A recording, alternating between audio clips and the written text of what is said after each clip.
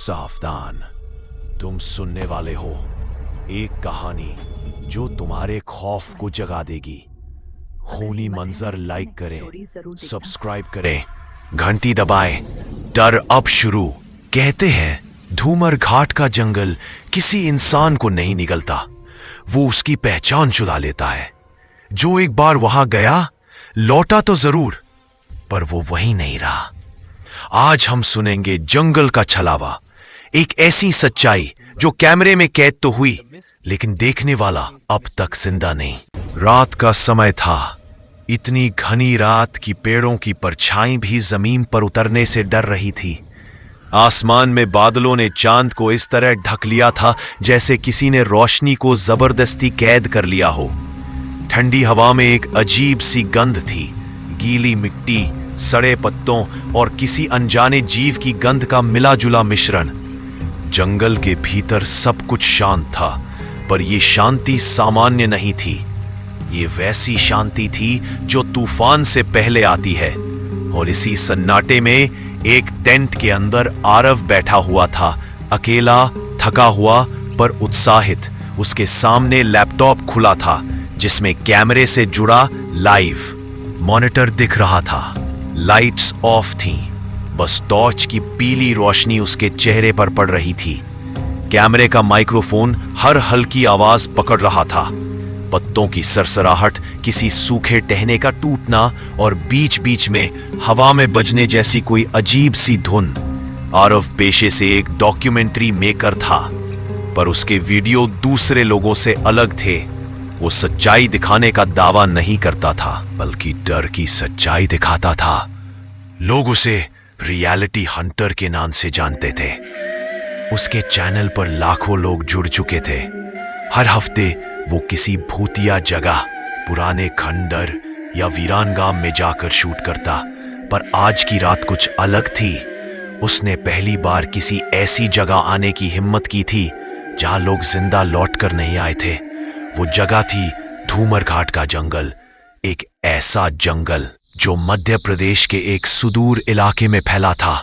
लोग कहते थे वहां छलावा रहता है, वो जो इंसान का चेहरा लेकर उसके ही रूप में दिखाई देता है। आरव ने टॉर्च की रोशनी आगे फेंकी। पेड़ एक के बाद एक लंबे और शांत खड़े थे। उनकी शाखाएं इतनी घनी थीं कि ऊपर का आसमान तक गायब लग रहा था। कुछ पल तक उसने कैमरे की स्क्रीन में झांका और फिर हल्के से मुस्कुराया। वो अपने रिकॉर्डर में बोला, यह वही जंगल है जहां पिछले 5 सालों में 4 लोग गायब हो चुके हैं। किसी का शरीर नहीं मिला, बस उनके कैमरे मिले। वो चुप हो गया। एक सिहरन उसकी गर्दन से होती हुई पीठ तक चली गई। उसे लगा जैसे कोई उसकी बात सुन रहा हो। वो झाड़ियों में कुछ आवाज सुनकर पलटा। टॉर्च की रोशनी में सिर्फ पत्ते हिलते दिखे, पर उस हिलने में कुछ अनियमित था, जैसे किसी का हाथ झाड़ी के नीचे से हिला हो। आरव ने गहरी सांस ली, कैमरा उठाया और रिकॉर्डिंग चालू कर दी। कभी कभी डर सिर्फ दिमाग नहीं दिखाता। उसने खुद से सोचा। वो आवाज की दिशा में बढ़ा। जमीन पर मिट्टी गीली थी और हवा का तापमान अचानक कुछ डिग्री कम हो गया था। हर कदम के साथ उसके कैमरे का टाइम स्टैम्प दिखा रहा था 2:03 AM। अचानक उसके जूतों के नीचे कुछ चरमराया। वो नीचे झुका। मिट्टी में आधे दबे नंगे पैर के निशान थे, छोटे पर गहरे, ऐसे जैसे किसी ने बहुत जोर से जमीन पर पैर रखा हो। वो निशान एक दिशा में जा रहे थे, जंगल के उस हिस्से में जहां धुंध और ज्यादा घनी थी। उसने मन ही मन तय किया कि इसे कैमरे में कैद करेगा। वो झुककर चलते हुए निशानों के पीछे बढ़ा। जंगल के अंदर कुछ दूर जाने पर हवा पूरी तरह से बंद हो गई। अब कोई आवाज नहीं थी, न पत्तों की, न कीड़ों की, न हवा की, बस उसके जूतों की चरमराहट और उसकी सांसें। कभी कभी उसे लगता कोई पीछे चल रहा है, पर हर बार पीछे मुड़ने पर सन्नाटा ही मिलता। फिर भी उसकी रीढ़ की हड्डी ठंडी हो चुकी थी। वो जहां पहुंचा वहां पेड़ों की जड़ें अजीब तरह से मुड़ी हुई थी, मानो किसी ने उन्हें जानबूझकर घुमाकर बनाया हो।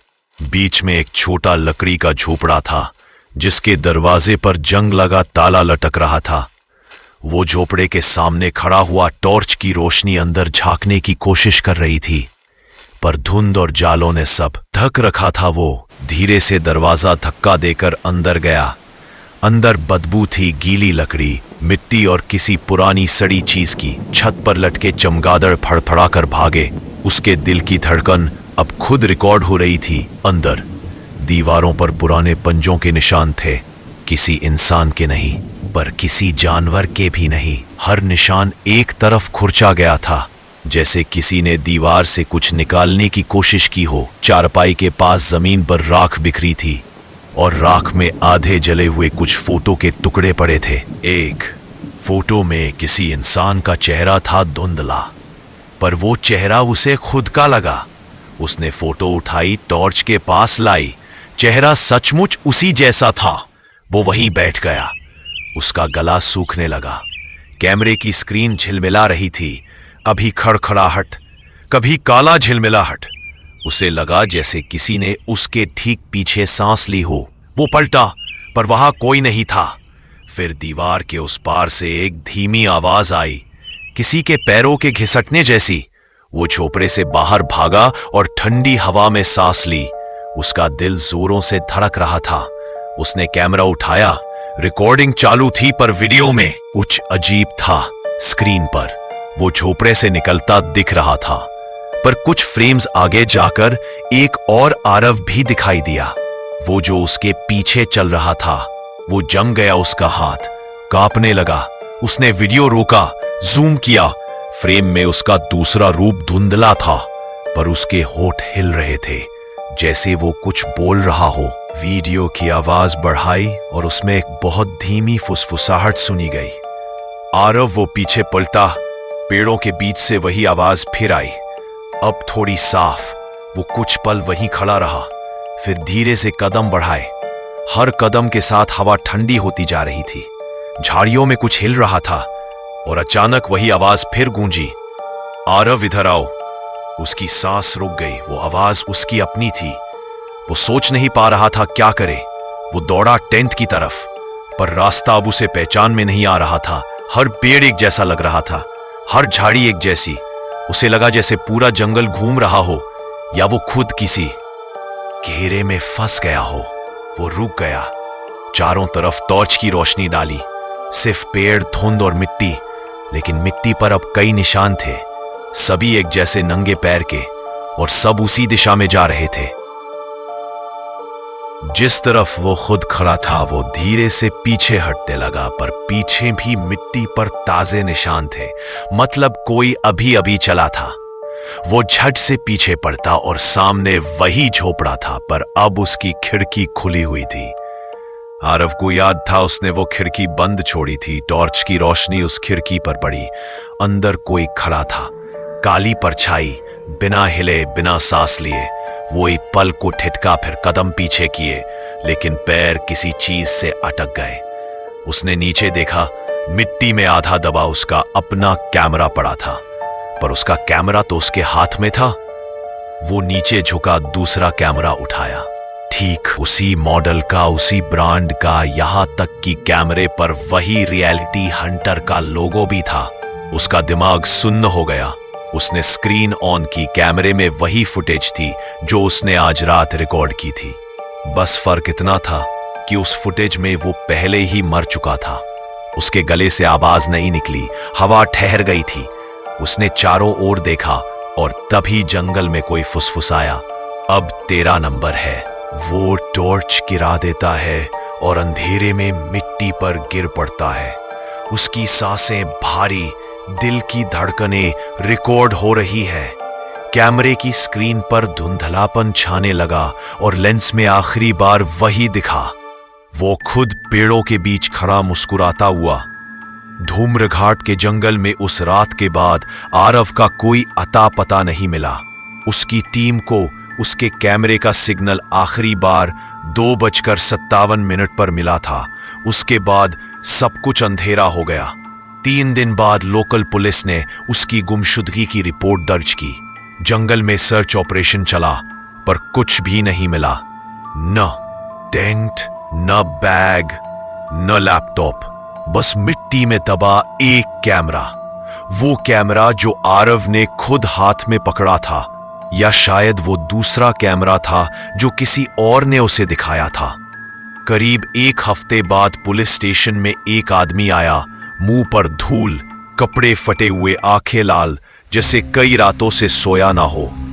उसने थाने के रजिस्टर में कुछ लिखवाने की जिद की। उसका नाम लिखा गया। आरव मिश्रा ड्यूटी पर मौजूद सिपाही ने सिर उठाया, पर जब उसने उस आदमी का चेहरा देखा तो खून जैसे ठंडा पड़ गया। वो चेहरा वही था जो गुमशुदगी रिपोर्ट में था। आरव धीरे से कुर्सी पर बैठा और बोला कि वो धूमर घाट के जंगल से लौटा है। उसकी आवाज में भारीपन था, जैसे किसी गहरी सुरंग के अंदर से आ रही हो। उसने कहा, वो जंगल जिंदा है। पुलिस ने उसकी बात रिकॉर्ड करनी चाहिए, पर आरव का ध्यान कहीं और था। वो बाहर की खिड़की से देख रहा था, जहां दूर कहीं धुंध छाने लगी थी। उसने कहा, वो चीज अब मेरे साथ आई है। कहानी यहीं से शुरू होती है, उस दिन की सुबह जब आरव को लौटा हुआ बताया गया। असल में 3 दिन पहले ही आरव की मां को जंगल से एक कॉल आया था।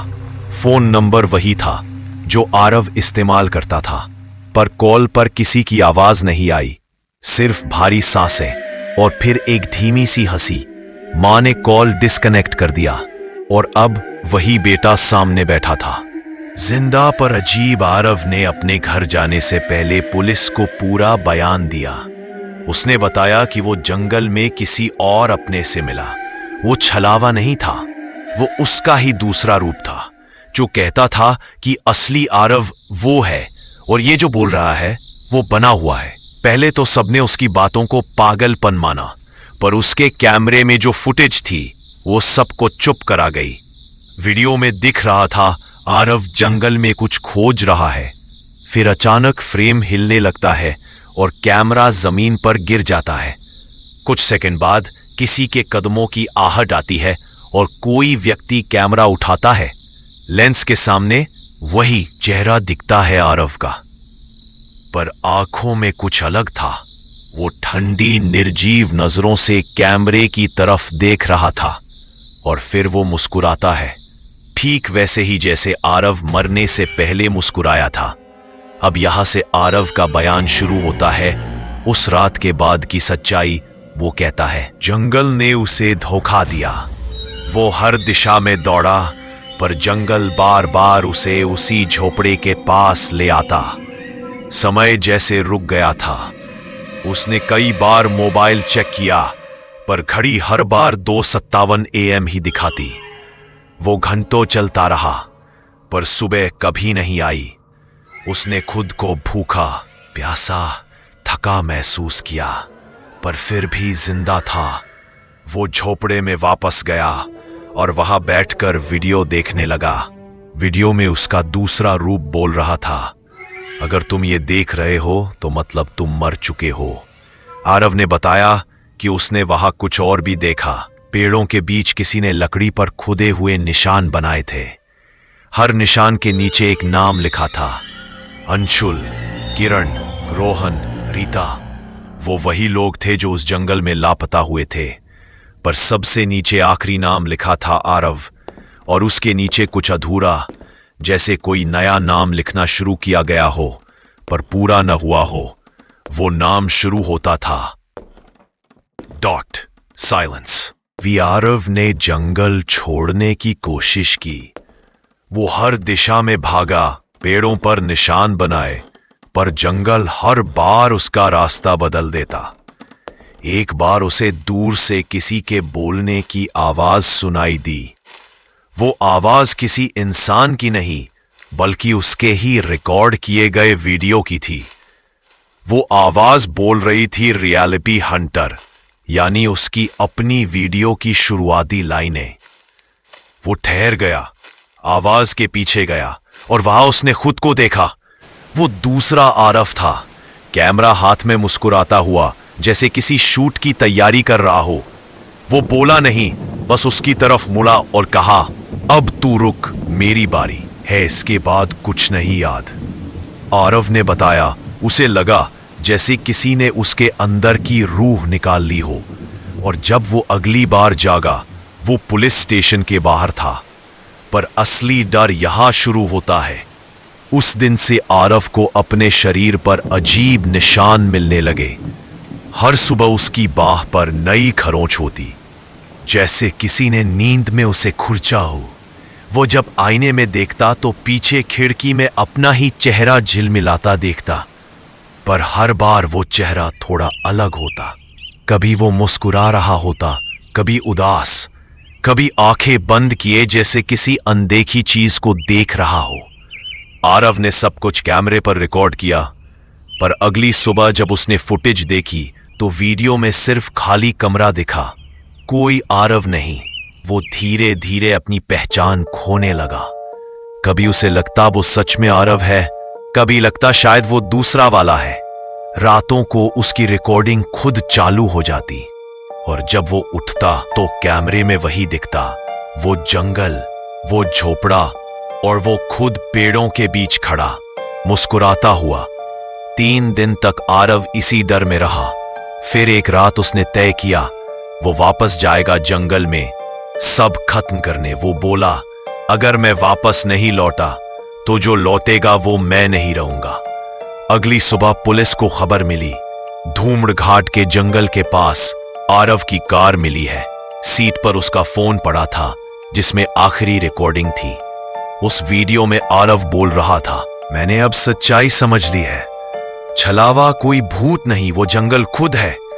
वो हर उस इंसान को अपना रूप देता है जो उसके रहस्य को कैमरे में कैद करने आता है। जंगल नहीं चाहता कि उसकी हकीकत बाहर जाए। वीडियो यही खत्म हो जाता है। फिर स्क्रीन में स्थिर शोर के बीच किसी की आवाज आती है, अब अगला शिकार कौन? और तभी पुलिस के ऑफिस में बैठे उस सिपाही ने देखा आरव की कुर्सी खाली थी। वो कब गया किसी ने नहीं देखा, लेकिन रजिस्टर में उसके नाम के नीचे किसी ने एक और नाम लिखा था, विवेक शर्मा, जो कि उसी ऑफिस में बैठा पुलिस इंस्पेक्टर था। धूमर घाट के जंगल की उस कहानी को अब महीनों बीत चुके थे, पर लोगों के बीच अभी भी डर था, क्योंकि आरव मिश्रा अब भी लौटा नहीं था।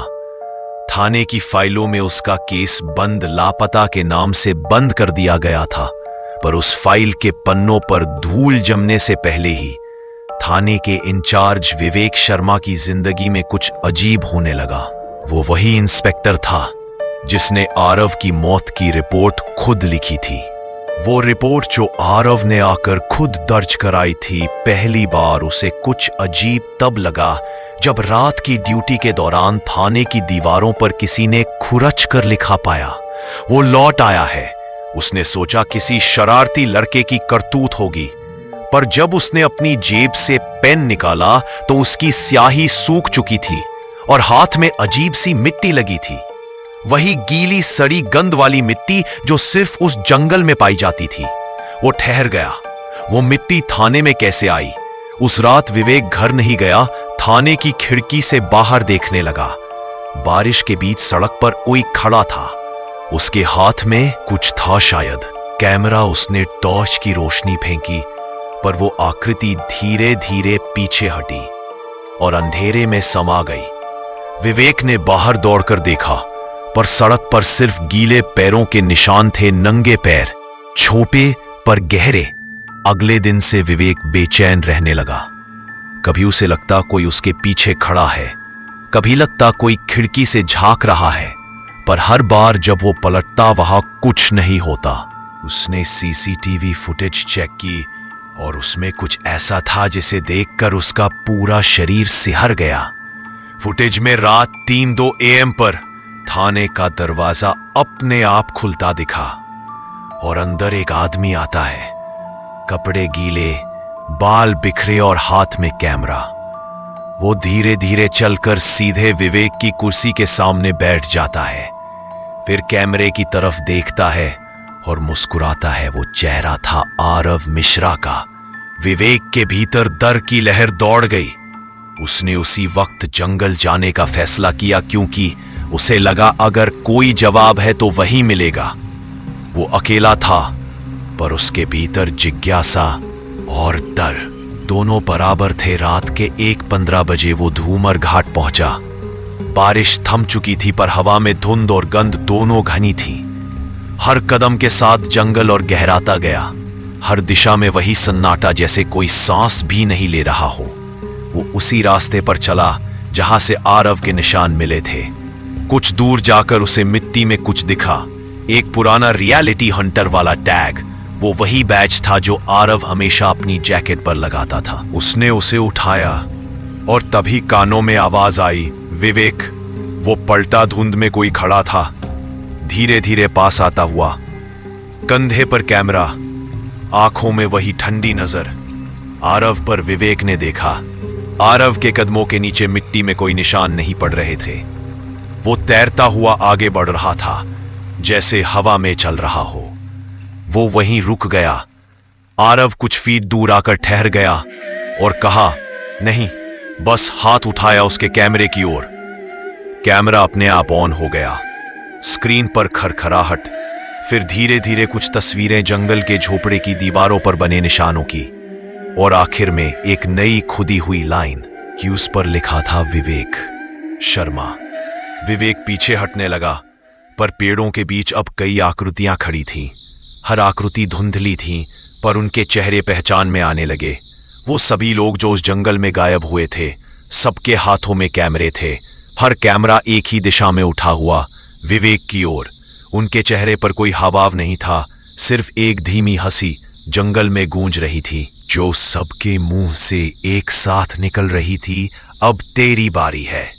विवेक ने भागने की कोशिश की, पर जंगल अब वैसे नहीं था जैसा पहले था। हर दिशा में पेड़ उसी झोपड़े की ओर ले जाते। वो बार बार उसी जगह लौटता जहां आरव खड़ा था। मिट्टी में आधा धमसा पर आंखें खुली और मुस्कुराहट जमी हुई। अचानक आरव के पीछे का झोपड़ा जलने लगा, पर आग की लौ उल्टी दिशा में उठ रही थी, नीचे नहीं ऊपर से नीचे गिरती हुई, जैसे कोई समय को उल्टा चला रहा हो। विवेक ने देखा दीवार पर नए नाम खुद रहे थे, जैसे किसी ने अदृश्य हाथों से खुरच दिए हो, और आखिरी नाम था विवेक शर्मा। 2:57 AM। अचानक सब शांत हो गया। हवा रुक गई और फिर वही आवाज आई जो आरव ने अपनी वीडियो में सुनी थी। रियलिटी हंटर कैमरा अपने आप घूमकर विवेक की तरफ हुआ।